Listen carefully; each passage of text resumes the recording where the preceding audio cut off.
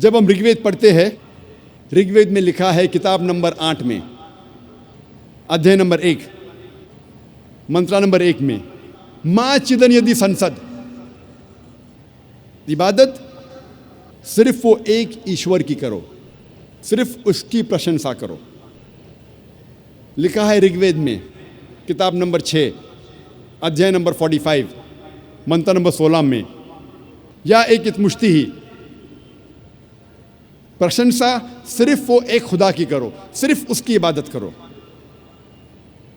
और हिंदू मज़हब में जो ब्रह्मा सूत्रा है, जो हिंदू मज़हब का कलमा है, वो है एकम ब्रह्म द्योत्या नास्ते, नेना नास्ते किंचन। भगवान एक ही है, दूसरा नहीं है, नहीं है, नहीं है, जरा भी नहीं है। There is only one God, not a second one, not at all, not at all, not in the least bit.